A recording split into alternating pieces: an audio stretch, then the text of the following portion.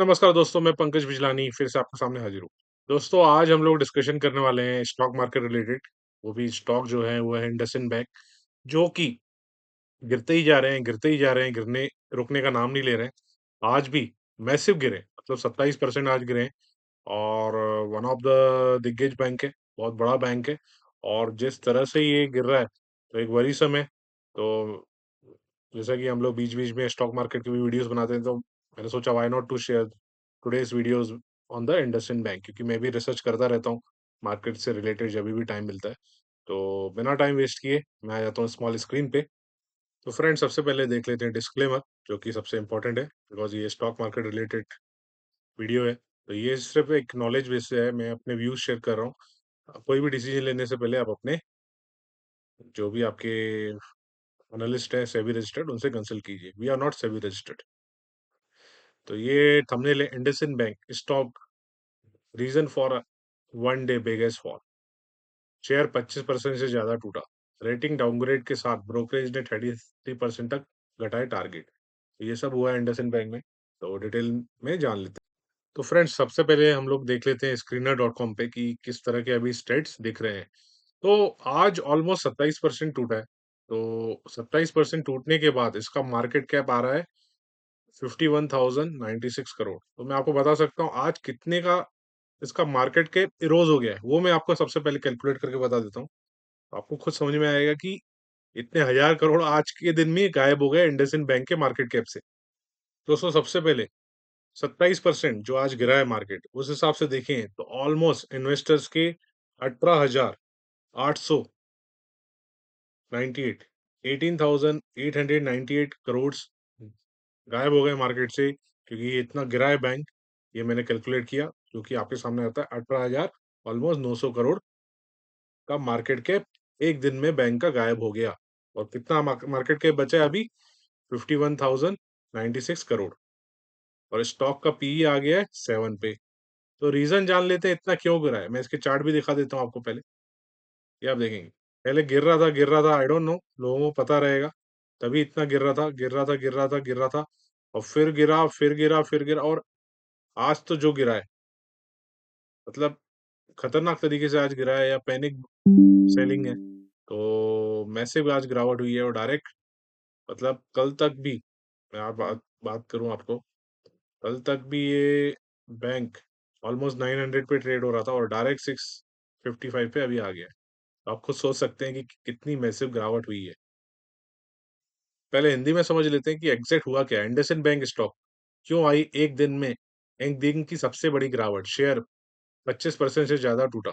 Rating downgrade के साथ brokerage ने 33% तक के टारगेट घटाए। इंडसइंड बैंक ने बताया कि आंतरिक समीक्षा के दौरान उनके डेरिवेटिव पोर्टफोलियो में कुछ डिस्पेरेंसीज पाई गई। इंडसइंड बैंक प्राइवेट सेक्टर के प्रमुख बैंकों में से एक। इंडसइंड बैंक के शेयरों पर मंगलवार 11 मार्च को भारी दबाव देखा गया। आज के इंट्राडे ट्रेड में इंडसइंड बैंक का स्टॉक ऑलमोस्ट 27 से 28% ज्यादा टूटकर अपने 52 वीक के लो पे बंद हुआ। कारोबार के अंत तक 27.11% टूटकर 655.95 रुपए पर ट्रेड कर रहा है। भारी स्टॉक के साथ गिरावट की वजह बैंक के द्वारा डेरिवेटिव अकाउंट्स में डिस्पेरेंसीज का खुलासा करना है।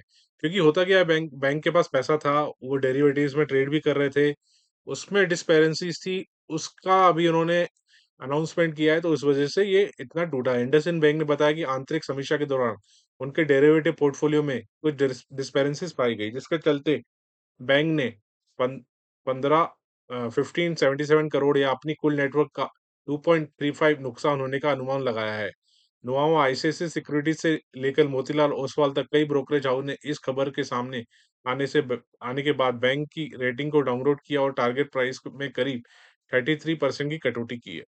तो अभी देखिए, बैंक को लॉस कितने का हुआ? 1577 करोड़ का, 1577 करोड़ का, जो कि उनके टोटल नेटवर्थ का, जो कि कल तक उनका जो मार्केट कैप था, ऑफ कोर्स कल तक उनका मार्केट कैप 70 करोड़ के आसपास था, उसका ऑलमोस्ट ये 2.35 करोड़ परसेंट था।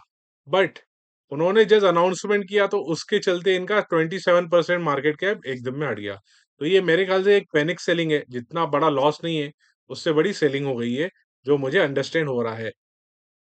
इंडसइंड बैंक का 2.35% तक घट सकता है नेटवर्थ। तो ये तो नेटवर्थ उन्होंने खुद ही डिक्लेयर किया कि नेटवर्क इतना हमारा लॉस हुआ है डिस्पेरेंसीज डेरिवेटिव ट्रेडिंग्स में, तो इतना हमारा नेटवर्क घट रहा है। बट लोगों ने इतना हेवीली इसको सेल किया है, तो डिटेल में जान लेते हैं। भारत के पांचवें सबसे बड़े प्राइवेट बैंक इंडसइंड बैंक ने सोमवार 10 मार्च को अपने शेयर होल्डर को बताया कि दिसंबर 2024 तक उनकी नेटवर्थ में 2.35 की गिरावट हो सकती है। ये गिरावट डेरिवेटिव खातों में आई डिस्पेरेंसीज के कारण होगी, जो बैंक के इंटरनल रिव्यू में सामने आई। मुंबई स्थित बैंक ने कहा कि नेटवर्क पर यह असर उन आंतरिक डेरिवेटिव ट्रेड की वजह से पड़ा है, जो भारतीय रिजर्व बैंक आरबीआई के अप्रैल 2024 से लागू नियमों के अनुरूप नहीं थे। तो ये जो रूल्स रेगुलेशन की वजह से इनको जो चेंजेस आए थे आरबीआई की, उसकी वजह से इनका कहना है कि इनको ये लॉस हुआ है, या डेरिवेटिव डिस्पेरेंसिव की वजह से इनको लॉस हुआ है। ब्रोकरेज ने घटाया 33% टारगेट प्राइस। इंडसइंड बैंक में जारी नेगेटिव घटनाओं को देखते हुए ब्रोकरेज फर्म नुआमा ने बैंक के शेयर की रेटिंग होल्ड से घटाकर रिड्यूस कर दी है। टारगेट प्राइस 1115 से घटाकर 750 कर दिया है। ब्रोकरेज फर्म ने कहा कि लगातार नकारात्मक नेगेटिव घटनाओं के चलते बैंक की क्रेडिबिलिटी पर असर पड़ सकता है, जिससे निवेशकों की चिंता बढ़ सकती है। इस स्थिति को देखते हुए ब्रोकरेज ने इंडसइंड बैंक के लिए अपना रुख नेगेटिव रखा है। आईसीआईसीआई सिक्योरिटी ने हाल ही में इंडसइंड बैंक की रेटिंग रिड्यूस की थी, फिलहाल के लिए इसे बरकरार रखा है। ब्रोकरेज हाउस ने कहा कि हमारा प्राइस टारगेट 850 बना हुआ है, जो फाइनेंशियल 26 ईबीवी के तहत 0.9x वैल्यूएशन पर आधारित है। मोतीलाल ओसवाल ने इंडसइंड बैंक के स्टॉक को डाउनग्रेड से न्यूट्रल रखा है। ब्रोकरेज ने अगले 12 महीनों में लिहाज से टारगेट की प्राइस को संशोधित कर 925 तक किया है। ब्रोकरेज को स्टॉक में 3% अपसाइड की उम्मीद है। ब्रोकरेज फर्म प्रभुदास लीलाधर ने इंडसइंड बैंक की रेटिंग 2 से घटाकर होल्ड कर दी है।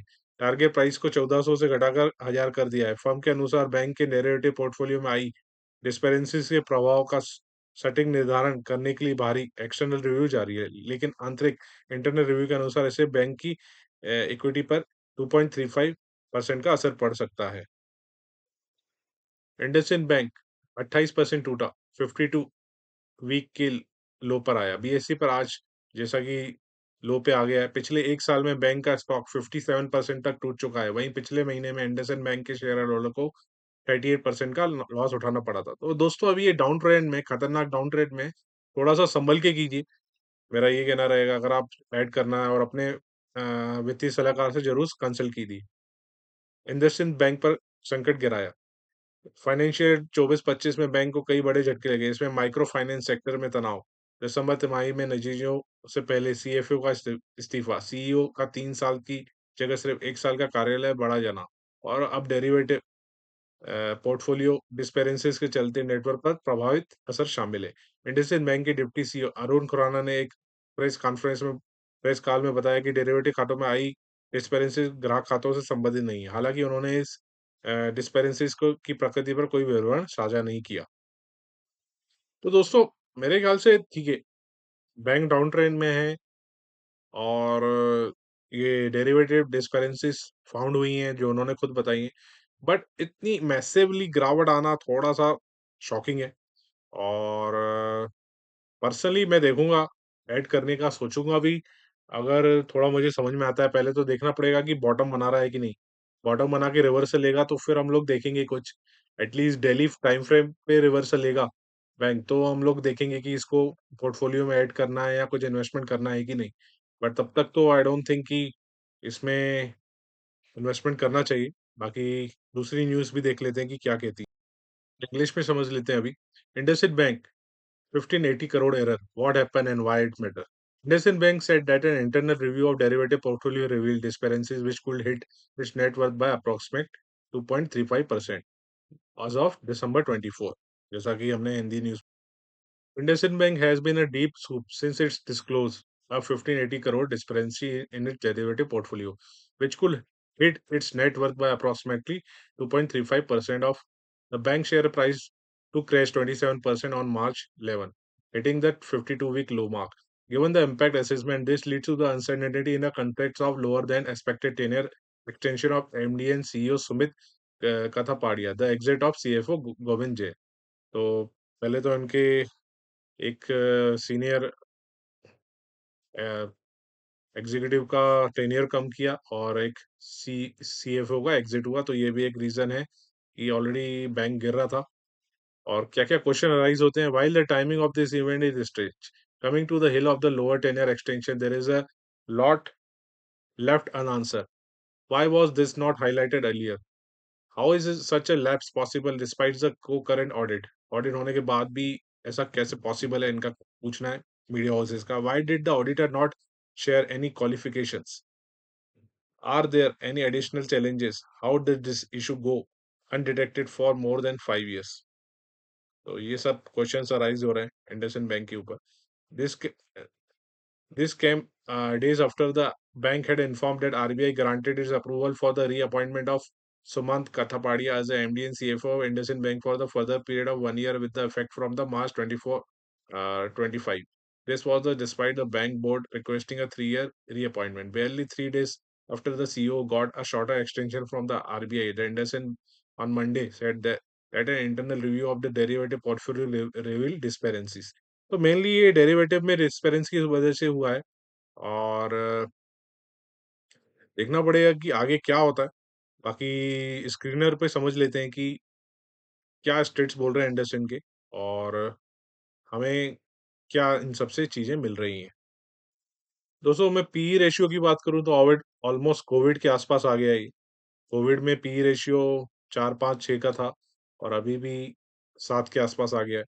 तो मतलब पी रेशियो के हिसाब से तो एक मतलब ऐसा लग रहा है कि बॉटम बन सकता है, और 2-4-5% गिरेगा तो उसके हिसाब से पी रेशियो का तो बॉटम बन जाएगा, जो कोविड का बना हुआ है। आप देख सकते हैं यहाँ पे ये 4.6 है और ऑलमोस्ट अभी 7.1 है। तो और भी गिर सकता है, अगर वो ही बॉटम पकड़ेंगे तो और भी गिर गिर सकता है, पी रेशियो का बॉटम पकड़ते हैं। बाकी प्राइस का देखेंगे तो कोविड का बॉटम तो बहुत नीचे 300 के समथिंग है, और अभी भी ये शेयर 700 के आसपास है, 650 के आसपास है। तो ये प्रोस एंड कॉन्स हैं, आप देख सकते हैं। बाकी एक झटके में ये बैंक काफ़ी पीछे आ गया है। मतलब मार्केट कैप में जो मतलब टॉप 5 बैंक्स में था, अभी डायरेक्ट 7th पोज़ीशन पे आ गया है। आईडीबीआई से भी पीछे हो गया, येस बैंक से भी पीछे हो गया विदिन अ डे, क्योंकि इतना गिरा है कि पूरा इनका मार्केट कैप 27% का इरोज़ हो गया, जो कि आप देख सकते हैं, ये मैंने पूरी डिटेल दी हुई है। बाकी प्रॉफ़िट एंड लॉस के जो फिगर्स हैं क्वार्टरली वाइज़, वो मैं आपके सामने रख देता हूँ। तो प्रॉफ़िट तो कर रहा है ये बैंक, ऐसा नहीं है। आप देखेंगे मार्च 2024 में भी इनका प्रॉफ़िट बढ़ा है as compare to last March. मतलब लास्ट फिस्कल ईयर में इन्होंने 7390 का प्रॉफ़िट किया था, इस साल 8950 का किया है। बट थोड़ा कॉन्शियस हो गई ये स्टॉक में, कुछ भी करना पड़ेगा। और बाकी की ये चीज़ें बैलेंस शीट आपके सामने है, और बाकी देखना पड़ेगा कहाँ पे ये स्टॉक बॉटम बना रहा है, वो भी मैं शॉर्ट निकाल लेता हूँ। तो अभी तो डायरेक्ट एक फॉलिंग नाइफ की तरह गिर रहा है, तो इसको चेकआउट करेंगे आने वाले टाइम में कि कहाँ पे ये रुकता है और वहाँ से कहाँ से रिवर्सल लेता है, तो फिर इसमें कुछ अपॉर्चुनिटी देखेंगे। आई होप दोस्तों मैं कुछ आपको इनसाइट दे पाया इंडसइंड बैंक से रिलेटेड। तो जो भी है, हायर अथॉरिटी चेंज हुई है, डेरिवेटिव्स में डिस्पेरेंसीज हुई हैं, जो भी इन्होंने पोजीशन ली थी उसको हेज नहीं किया था, वो भी एक रीज़न है। या फिर उनका जो भी 1500 समथिंग करोड़ का लॉस था, उसका एक रीज़न है कि इस स्टॉक के लिए पैनिक आ गया है मार्केट में।